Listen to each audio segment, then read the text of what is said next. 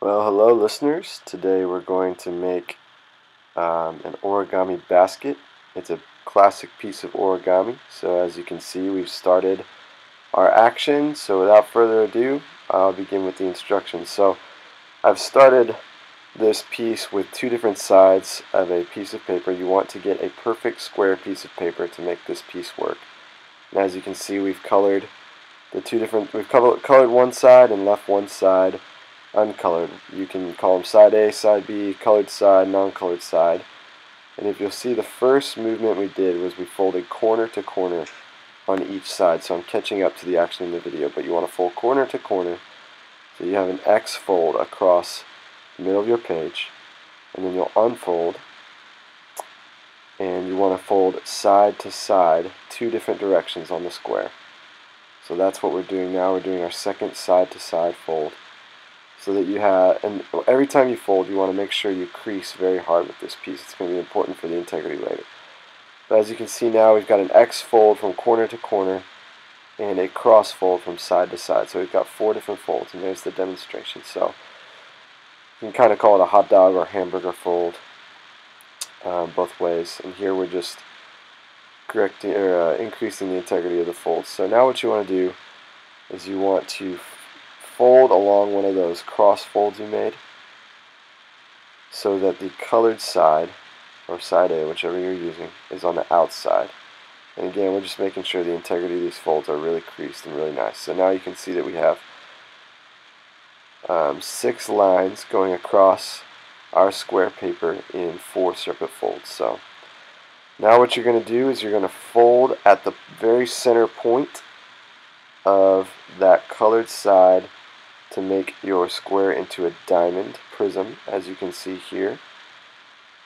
And you want to take the corner of that diamond and fold it up to the center line so that the lines align. The edge of the prism there aligns with the center line of that diamond. And again, we always crease really hard. You want to do it on both sides of the diamond,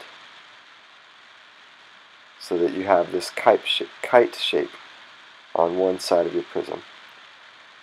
You just follow along as we're folding here. So we have that kite on one side of the prism.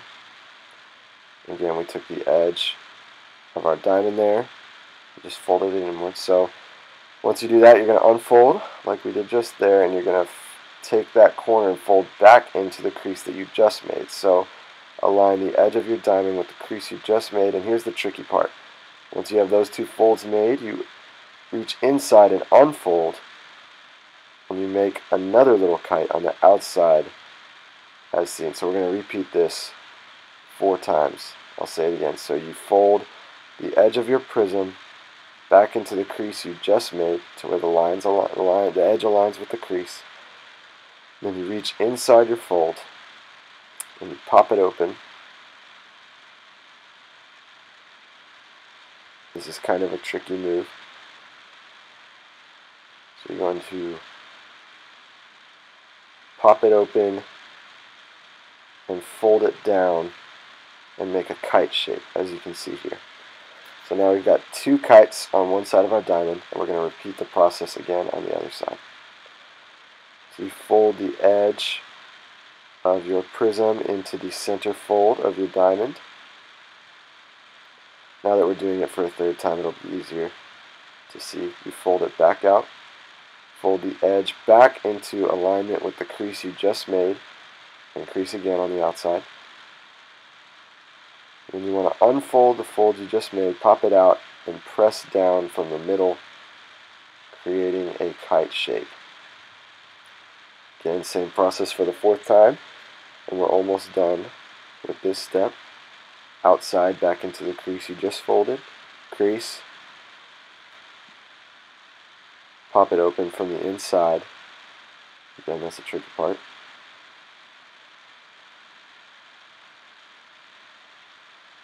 Sometimes you have to get your thumb inside there. And press down, crease again.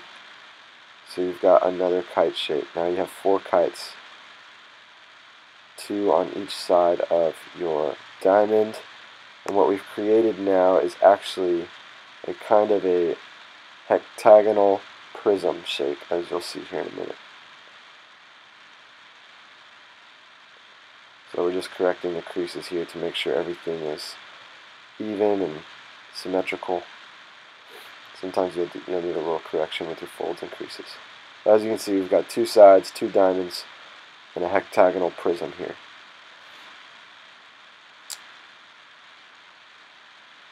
So we will move on to our next step, just demonstrating what the prism looks like. And you'll see how the prism comes into play later. So what you want to do is fold those kites to the inside of your prism. So now we'll be working with the colored side of your page. So you fold using those original big folds you made on the first step with the square, those creases through the middle of the prism, and you're going to fold those kite sides inward, like so. So now you're working with a hectagonal shape as opposed to the diamond. And what you want to do here is we're going to make another kite shape. So you're going to take that outside edge and fold along it and fold that edge into the middle center line of your hectagon on both sides so that it's touching. Crease down, and then you're going to fold up from there, fold a triangle up to the top of your hectagon. It doesn't have to go all the way up. As you can see, it'll naturally show you where to stop. And here's a tricky part. You have a pouch inside there, and you want to take your triangle flap and tuck it inside the pouch and crease along the edge of that pouch so that you have a little hat sticking up out of your pouch. We're going to repeat this process on the other side so you can see what it looks like again. So again, you fold that triangle up, tuck it inside your pouch so that you have a little hat sticking up outside of your pouch. And again, you always want to crease and make sure everything is nice and crisp. So we're going to flip over to the other side and do the exact same process.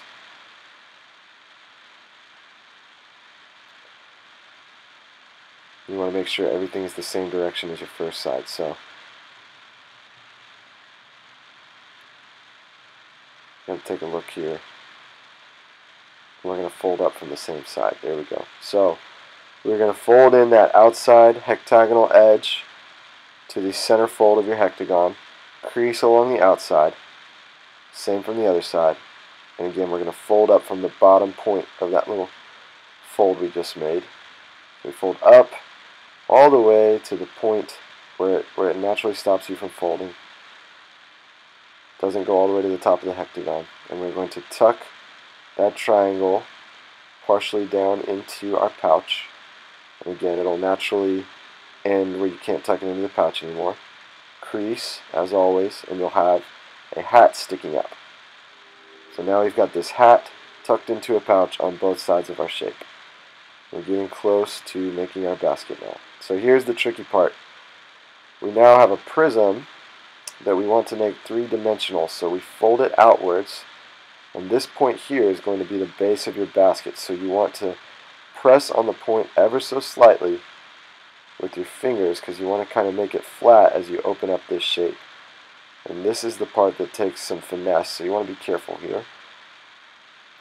As you can see, you open from the inside and press down on the base of your shape from the outside gently. As you open from the inside, you'll pop out the sides of your basket. You can now see kind of the base of the basket forming. Sometimes your flaps and the sides will come unfolded a little bit. That's okay. That's why we crease it hard when we fold it from the first place. But you can kind of correct that as you open up the basket. So now, as you can see, we've got the base of our basket forming, and these two tower points that stick up create the handles of our basket. So we're going to tuck our little pouches back in to make sure things are looking good.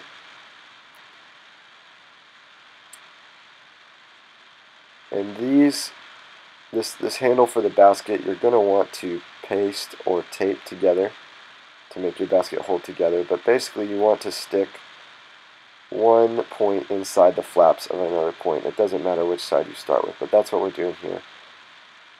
Sticking one point inside the flaps of another And we're going to take a piece of tape to secure the handle of the basket.